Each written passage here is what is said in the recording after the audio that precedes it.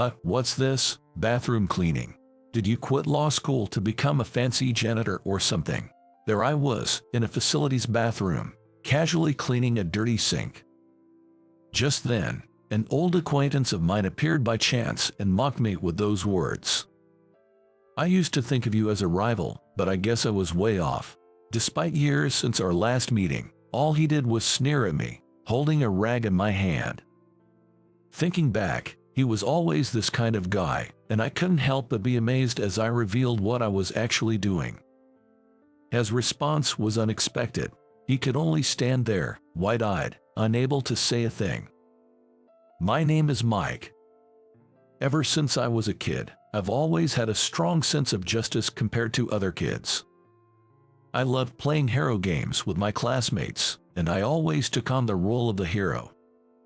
Justice always wins. Such a childishly idealistic belief was what I aimed to embody. Naturally, my dream was to be a hero. I wanted to be a cool, invincible hero who defeats villains. Until about 4th grade, I insisted a towel blanket was my cape and wore it proudly. I ran around the park with it, climbing high on playground equipment, ignoring my parents' warnings. Looking back now, those are some pretty embarrassing memories. Among my classmates, there was another guy who aspired to be a hero. His name was Steve. I pride myself on my passion for being a hero, but Steve's passion was no less intense. We often argued, insisting each of us was the #1 hero. Our hero games often turned into fierce debates. Then I'll be the main hero. No way, I'm the main hero. Whenever my friends and I gathered to decide the lead role, Steve would always barge in like that. What are you talking about, Steve? You joined in the middle, so I'm the main hero. That's not a rule. I'm the main hero. Me. I'm the main hero. No, it's me. No, I am. No, it's me.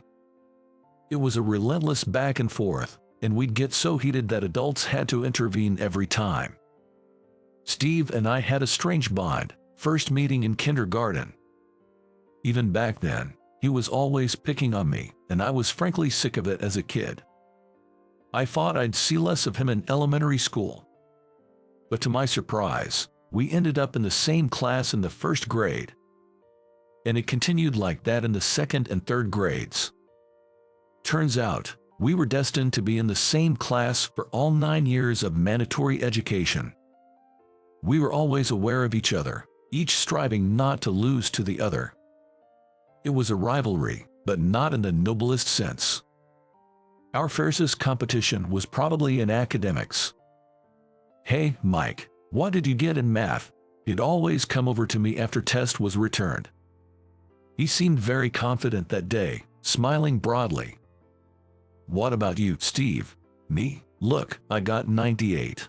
He proudly spread his test paper in front of me, like he was showing off.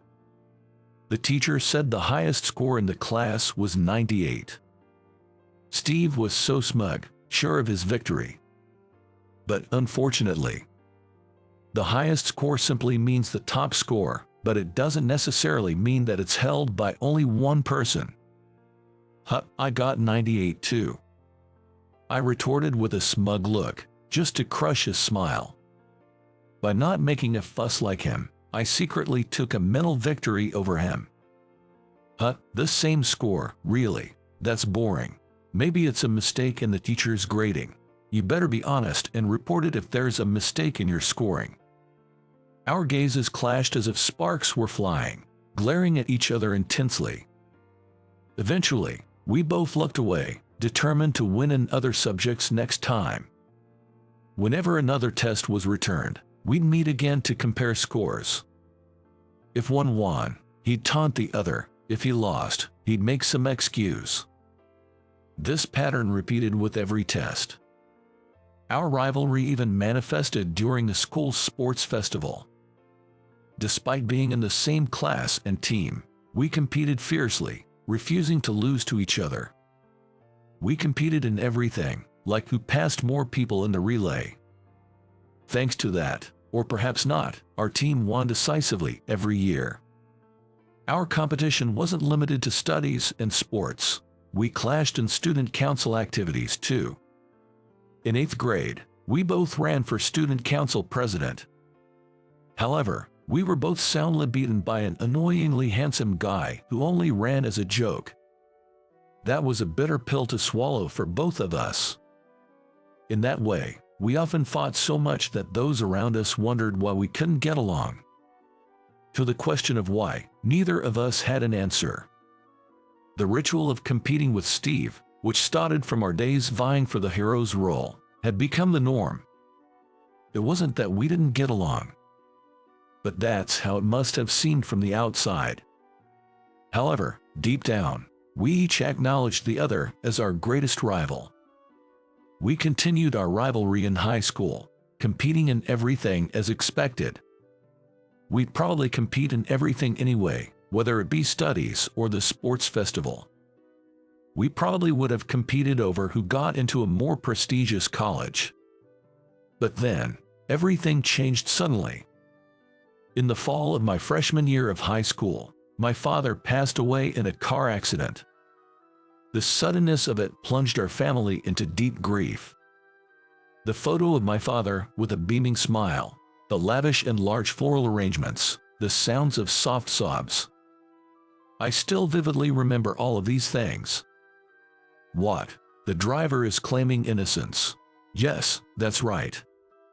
The accident was caused by the driver's reckless driving. He was smoking with one hand and using his phone and steering with the other, even having consumed alcohol. His actions were extremely irresponsible. Yet, despite this, he claimed he was not at fault. Taking advantage of the fact that the victim was no longer in this world, he kept making self-serving statements, never once apologizing to the bereaved family. We were beyond angry, just utterly shocked.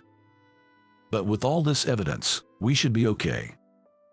The dash cam and nearby security camera footage clearly showed my father wasn't at fault and that the driver was to blame. Don't worry, I'll take responsibility and clear your father's name. In this nightmare-like situation, the lawyer, Bob, was incredibly supportive. Bob, a newcomer at a small law firm, fought hard for my father's honor. Thanks to him, my father was publicly vindicated. The driver faced severe punishment. Thank you, Bob. This will finally bring peace to my husband. We're truly grateful for everything. Hearing the good news, our family, in tears, thanked Bob. Even after all this, the offender never apologized. But that's all right now. The most important thing is that we were judged fairly. Besides, I had already managed to recover from my despair. The emotion that triggered this recovery was admiration. Bob, I want to be a legal expert like you. Like me, that's an honor. Do your best, I'll support you. He cleared my father's name and saved our family from despair. To me, Bob was a true hero.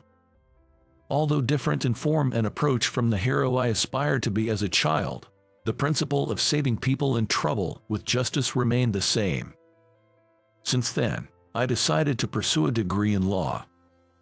I aimed for a more challenging university, studying hard on my own every day. I should have been fulfilled, yet I felt a slight sense of dissatisfaction. Not understanding the reason behind this feeling, I continued to immerse myself in my studies. Then, one day, when I mentioned my aspiration to study law, Steve was surprised. Really, Mike, you're aiming for that law school too? You too, Steve? Yeah, what, you want to compete with me? It turned out his father was a lawyer. Influenced by him, Steve developed a strong sense of justice and aimed to be a defender of justice, just like me. Despite that, he had a pretty foul mouth. I thought he might be more suited to be a dark hero rather than a regular hero, but I kept that thought to myself. Setting that aside, now that Steve and I had the same goal. Fine, I'll be the top entrant, Mike, you can just wail at my feet. Sorry, but I can't let that happen. My dream is on the line. Thus it began our competition to see who could score higher on the entrance exams. Determined to score even 1 point higher than him, I studied harder than ever. Before I knew it, my sense of dissatisfaction had vanished. Perhaps, deep down, I craved this competition with him. As a result of our hard work, both of us successfully passed the entrance exams. I was overjoyed to have moved a step closer to my dream, but it stung a bit to lose to Steve by a few points. As a law student, I worked hard at my studies. The stimulation from competing with Steve led to a fulfilling college life. However, things took another turn. After my father's death, my mother, who had been working tirelessly, collapsed. It must have been the toll of years of hardship. There was a scholarship to cover tuition, and I could manage living expenses with part-time jobs. If it were just me, there would be no issue, but it wasn't that simple. There were hospital bills for my mother, and I had twin younger brothers. At the time, they were in their second year of middle school, about to face high school entrance exams. They would need money for exam fees and, if they passed, for tuition. I cut back on expenses as much as possible and increased my work hours. To save every penny, my meals became increasingly frugal. I quickly lost weight, worrying my friends. Yet, I continued to throw myself into studying and working. Sometimes, I took night shifts that paid more, even if it meant losing sleep. "Mike, you can't keep this up. Your health won't last. Maybe you should take a break once in a while," professors and friends advised me, but I didn't listen. It was all for my mother, for my brothers. Thinking so, I continued my miserable life, narrowed by my limited perspective.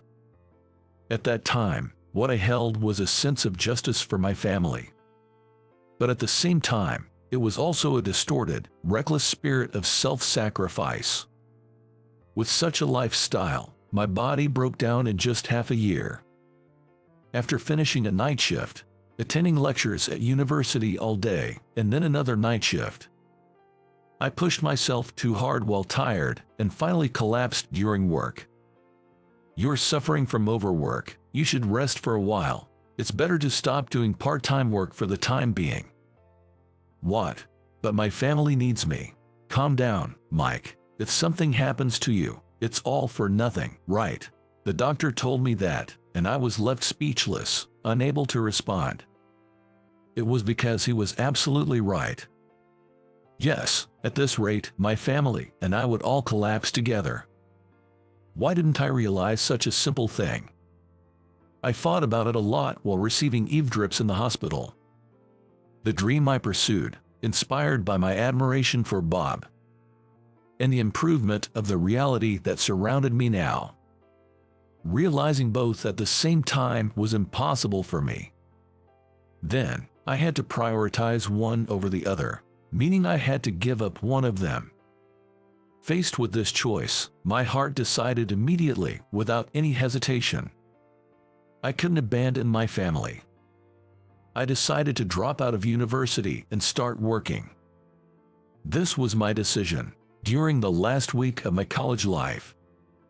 While I was at the university handling various procedures, I was stopped by Steve. "Mike, is it true you're dropping out?" "What, you knew?"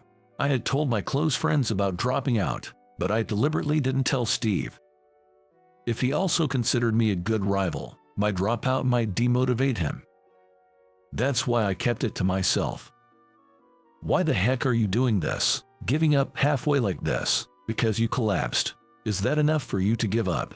"It's part of the reason." "Well, there are various circumstances." Steve, looking like he might grab my collar any moment, had tears in his eyes.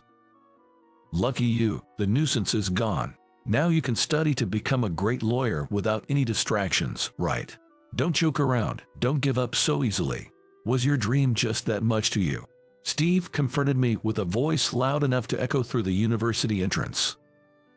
However, my decision to drop out was already made, for my family, and for my own health, and I couldn't just say, "I won't quit after all." I'm sorry." Unable to find the right words to respond, all I could do was apologize to Steve.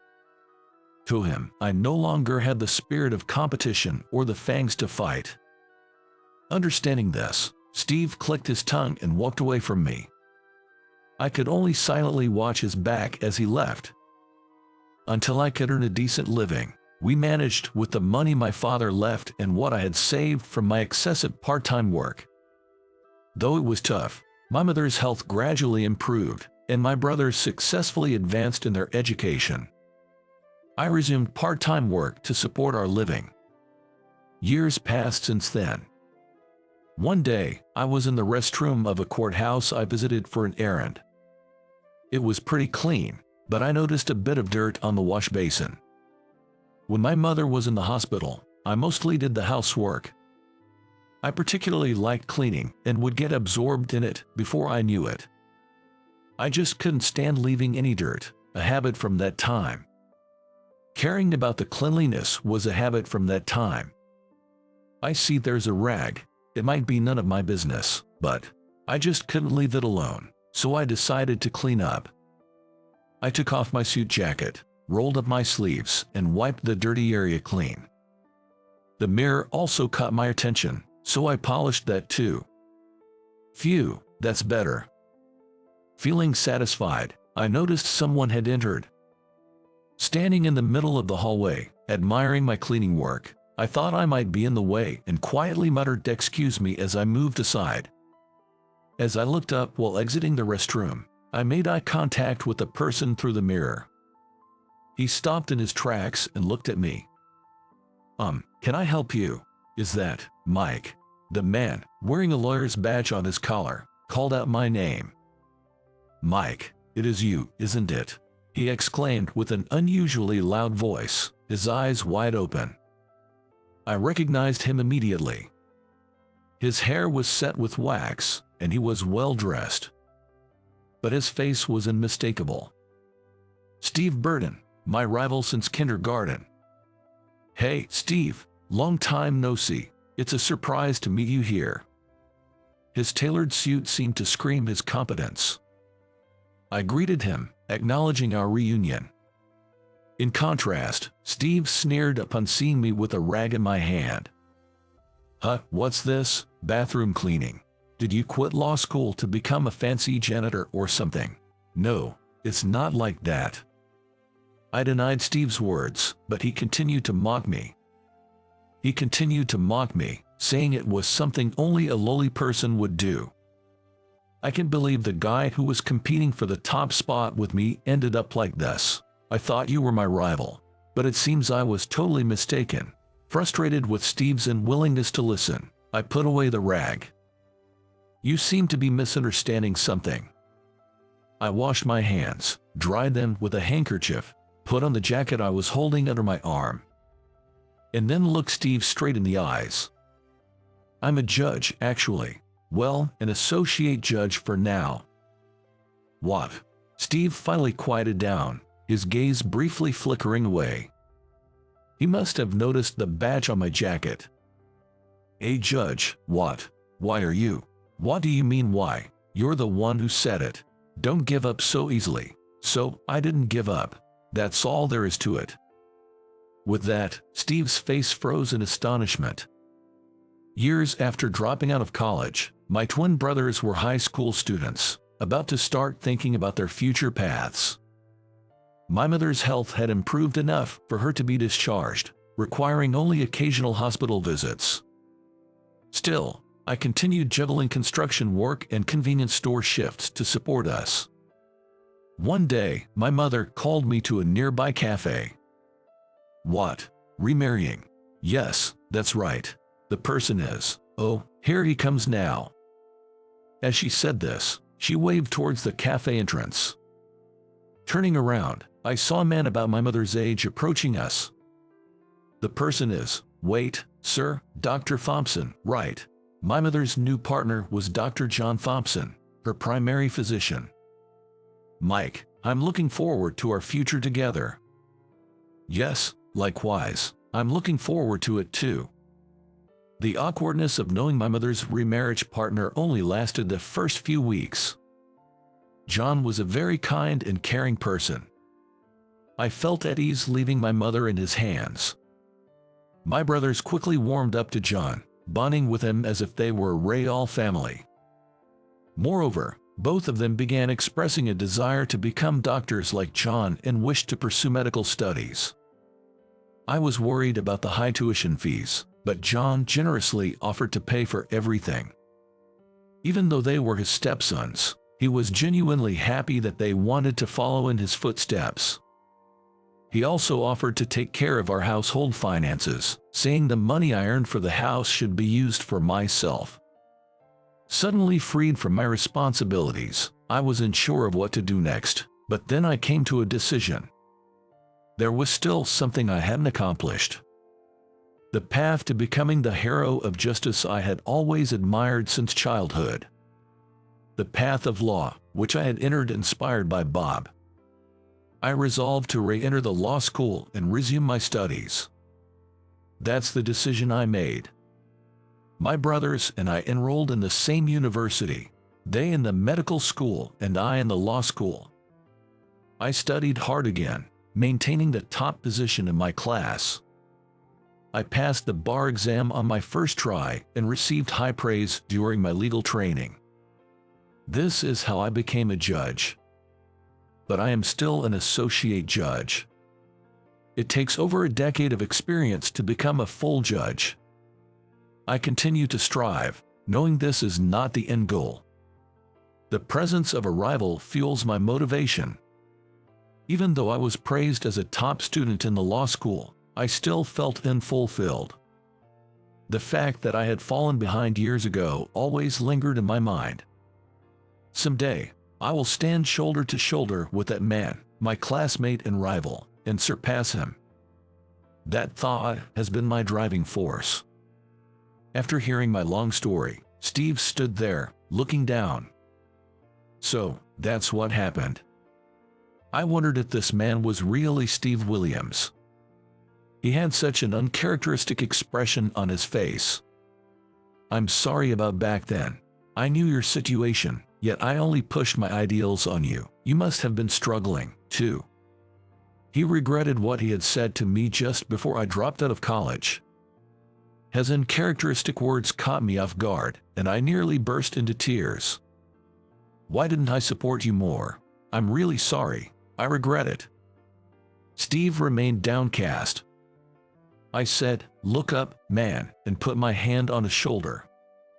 Steve, I'm actually thankful for what you said back then. Don't give up so easily.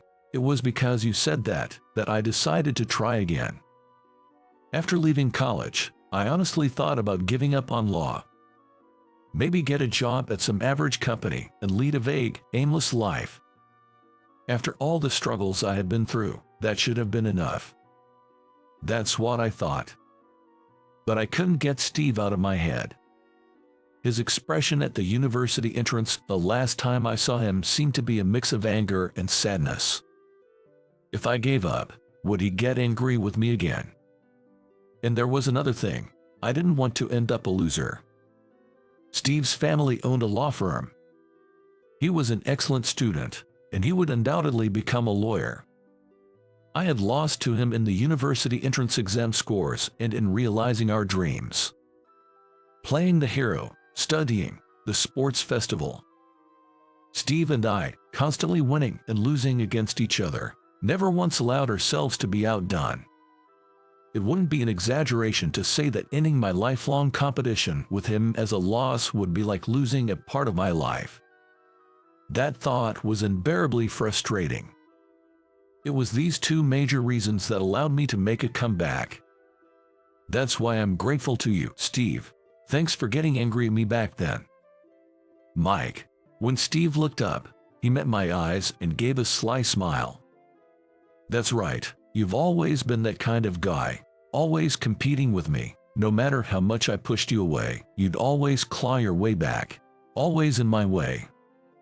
No, it was you who was always trying to compete with me, wasn't it?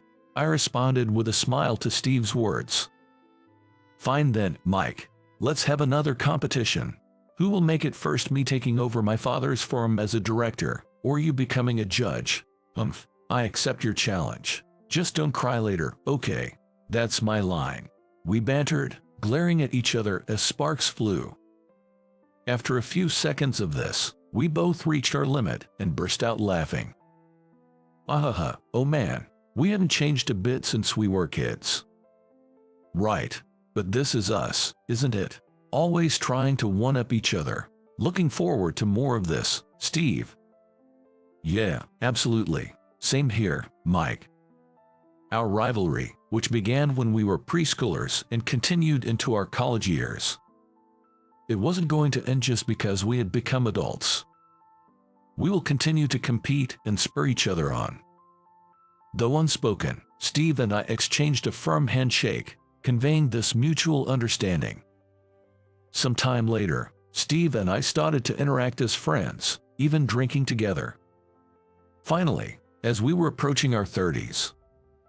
Wow, you already have a wife and kids. Steve was already married, aiming to be a distinguished director for his family's sake. What about you? Me, I haven't thought that far ahead, still single. As I sighed, Steve proudly started talking about his wife and family. Marriage is great, kids are wonderful, he said with a smile.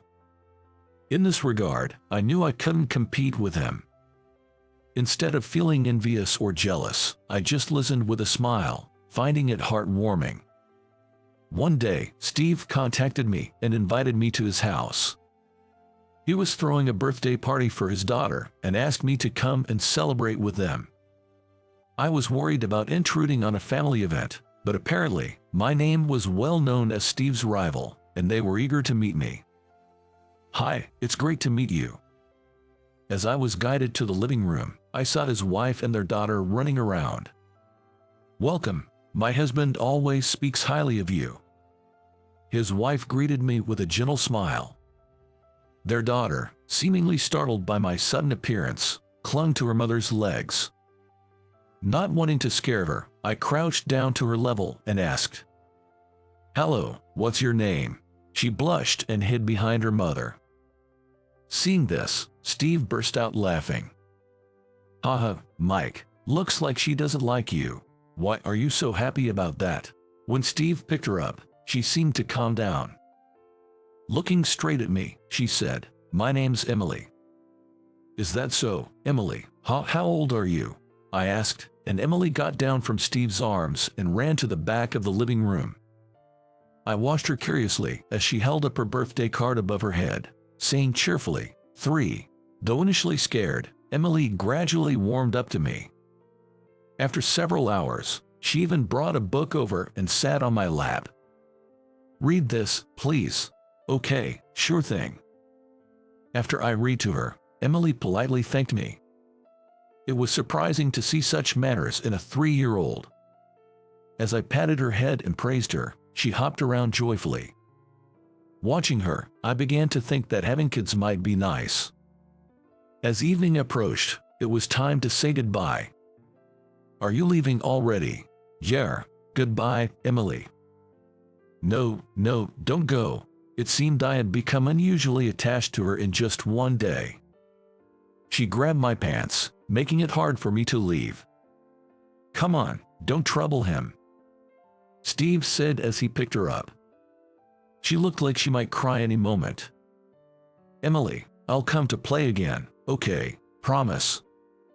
I extended my pinky finger, and she did the same.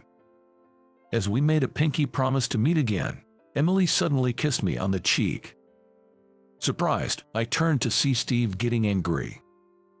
"Hey, Mike, what's that about? Don't come here again. I won't let you see Emily anymore," Steve shouted, his face turning red. Then, as if to defy her father, Emily shouted loudly, "Why would you say that? No, I hate Daddy." "Emmy, what?" There I was, confused about how to react. Emily was crying, Steve was red-faced, and his wife was smiling at the chaos unfolding at the doorway. The goodbye at the entrance turned into such a chaotic scene. As a busy judge, my days are filled with responsibility. This job carries a great deal of responsibility. My job greatly impacts people's lives. But with great responsibility it comes great fulfillment. I'm determined to be a respectable judge, fulfilling the dream I worked hard to achieve. I owe my current perseverance to the people around me. My father, who always worked for us. Bob, who cleared my father's name and introduced me to the world of law.